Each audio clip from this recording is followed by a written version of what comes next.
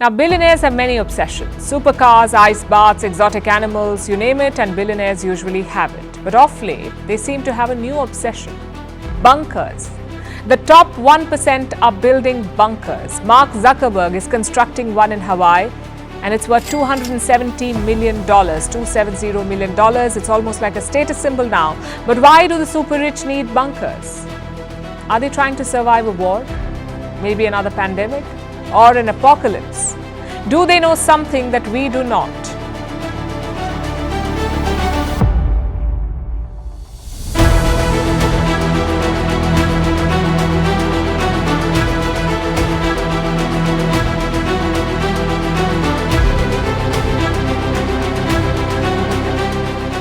Imagine a world where the ultra-rich live in literal underground palaces designed to withstand the apocalypse. What secrets do these luxury bunkers hold? Today, we're diving deep into the opulent, secretive world of billionaire doomsday preppers and uncovering what exactly they're building beneath our feet for the end of the world. What secrets lie behind their thick reinforced doors? What's it like to live in a facility designed for the end of the world? This isn't a sci-fi dystopia. It's a growing reality. Today, we'll explore the secretive and opulent world of billionaire doomsday preppers, those who are investing millions, even billions, to ensure that their families and legacies endure beyond humanity's most catastrophic events.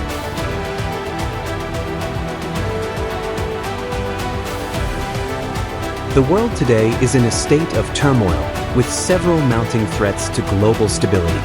Climate change, geopolitical instability, the unpredictable rise of AI, and a nuclear arms race all point to a future that's far from certain. Many in the media and politics are preoccupied with the immediate crisis, global warming, economic instability, and the collapse of social order, but the ultra-wealthy have their sights set on the long term. They see the possibility of an impending global catastrophe and have begun preparing in ways that would make the average person's head spin. For them, it's not about stocking up on canned goods and water.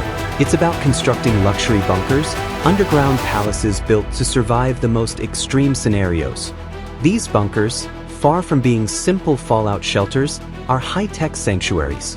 The idea is to create spaces where the wealthy can continue living as they would in their mansions, but now 200 feet underground, with everything they need to ride out a worldwide collapse. But why do they need such extreme preparedness? Why do billionaires, many of whom live comfortable lives in the most stable parts of the world, feel the need to shield themselves from global events that seem, to most, distant?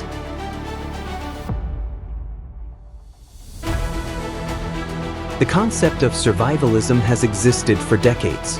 In the Cold War era, nuclear fallout shelters were constructed in a panic about the possibility of atomic warfare. Families buried their food supplies in basements and fortified their homes against threats they hoped would never come.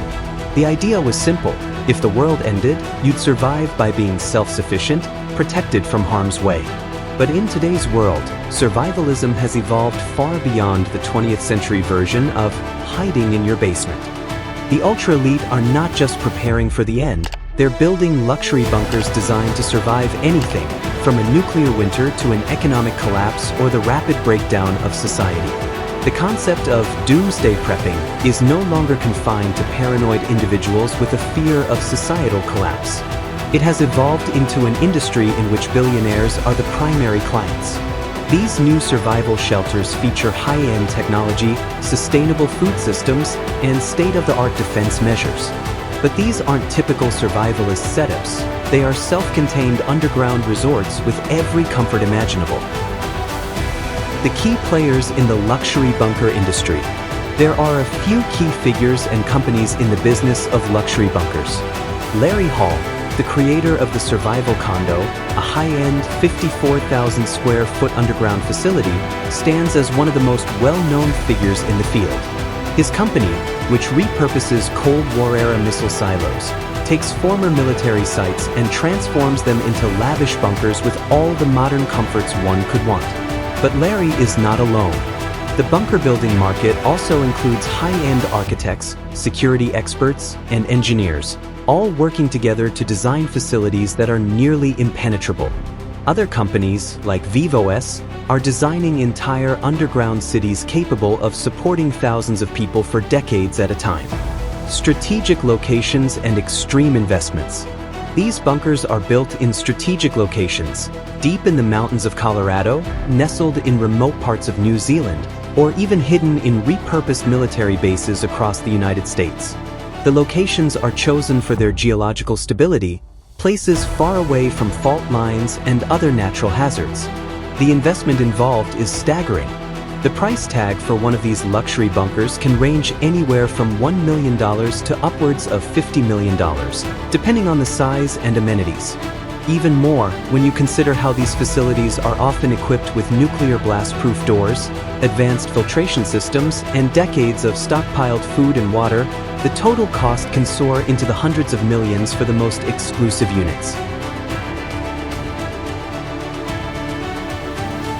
Larry Hall's survival condo in Kansas is a prime example of this new breed of luxury bunker. Built into a former missile silo, this underground complex offers more than just protection from a nuclear explosion. It promises a lifestyle that rivals any high-end resort on the surface. At the heart of the survival condo is its 15-floor design, which includes everything from an indoor saltwater pool and rock climbing walls to a full gym, a movie theater, and even a bar. The facilities are equipped with air filtration systems that can clean volcanic ash from the atmosphere, hydroponic gardens to grow organic vegetables, and even an aquaculture system for raising fish. The entire complex is designed to be self-sustaining, with systems in place to generate power from wind, solar, and geothermal sources. But beyond the survival features, the condo's lavish accommodations are designed to make life underground feel no different than life above ground. Each unit comes equipped with high-end stainless steel appliances, 3-bedroom layouts, and even windows that allow residents to experience the illusion of being above ground. The goal is not merely to survive the apocalypse, but to thrive in a luxury environment, with a built-in sense of comfort and security. While the idea of living in luxury in a post-apocalyptic world might sound like science fiction, these bunkers are designed with a very real threat in mind: nuclear war. In the event of a full-scale nuclear exchange, it's not just the immediate devastation that's concerning, it's the long-term effects of nuclear winter. According to experts like Professor Brian Toon, a prominent atmospheric scientist, nuclear war could lead to global cooling from the smoke and soot produced by burning cities. This would block out sunlight for years, plunging the planet into a harsh winter. The results would be catastrophic, with widespread crop failures and a global food shortage. With more than 14,000 nuclear warheads spread across the globe, many of which are controlled by the United States and Russia, the threat of a nuclear exchange is a serious concern. As tensions rise between world powers, the possibility of such a war becomes more and more real. That's why many of the ultra-wealthy are taking matters into their own hands, constructing bunkers that can withstand even the worst nuclear scenario. While these luxury bunkers are clearly impressive feats of engineering, they also raise serious questions about inequality and ethics. Should only the ultra-wealthy be able to survive a global catastrophe? In a world where the wealthiest individuals have the resources to build their own private sanctuaries, what happens to the rest of society when everything falls apart? The concept of survival of the richest becomes even more troubling when we consider the societal implications of such a scenario. If the elite are the only ones who can afford to survive, what happens to the rest of the world's population? Will we enter a new era of extreme inequality, where those left behind face the worst consequences of an apocalyptic event? Some experts argue that it's time for the wealthy to use their resources to help build solutions that benefit everyone, not just themselves. If survivalism becomes a privilege of the few, it could have serious consequences for the future of humanity.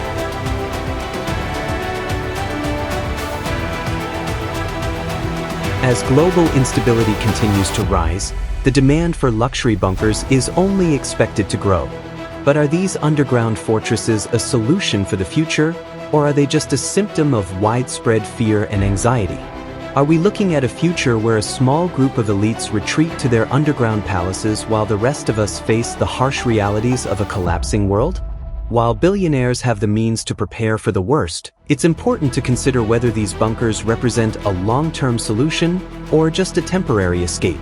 The broader question remains: can humanity survive a global catastrophe collectively, or will we continue to divide ourselves into isolated, self-sufficient enclaves?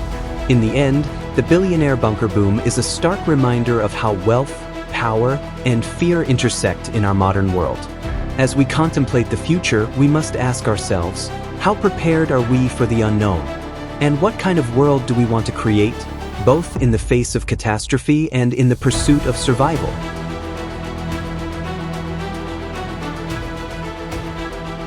The concept of underground luxury bunkers isn't just a curiosity, it's a reflection of the growing concerns that the ultra-wealthy have about the future. From nuclear threats to climate change, the wealthy are taking their security into their own hands. But as they prepare for the worst, it's important to ask, what does this mean for the rest of us? And what does it say about the direction our society is heading? As we look to the future, it's clear that the question isn't just about surviving the apocalypse. It's about understanding the deeper fears and values that drive us. Whether it's through preparing for doomsday or working toward collective resilience, we must all consider our place in the world and what role we want to play when the world is at its most fragile.